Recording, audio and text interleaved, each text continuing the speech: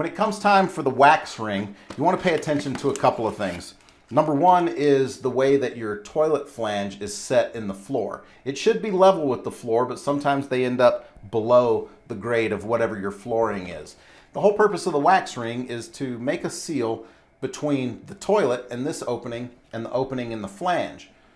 You don't want water leaking, and you also don't want sewer gases escaping into the bathroom. If your toilet flange is below the level of the flooring, I would say to be safe, go ahead and add a second wax ring. If you look straight across the bottom of the toilet, you can see how much of the wax ring is exposed. It's not a ton. This is why I recommend, especially if your toilet flange is below the level of the floor, to add a second wax ring. You don't need one that has this black flange here. You can actually just get the wax ring and add it.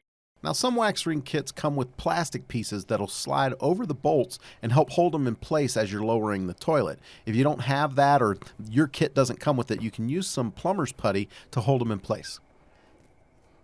Remove anything that might be covering the drain and then place the wax ring in place with the plastic funnel piece pointing down. If you decide you want to use a second wax ring, just place it on top of the first one. When you're ready to set the toilet, straddle it and lift.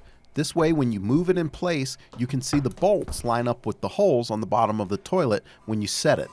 As you lower the toilet down in place, give it a little twist with firm pressure down. You don't want to rock it side to side. In order to use the caps that hide the bolts, place the little plastic piece down first. Then you want to put the washer over it. Then take the nut and tighten it down. Just be careful not to over tighten. If you put a level across the bowl, you can make small adjustments as you tighten those nuts down to the level of the bowl. If your toilet wobbles, they do make plastic shims you can put underneath. If you don't feel comfortable trying something like this, you can always call a plumber. They should have all the tools and things that they need to be able to handle this task, no problem.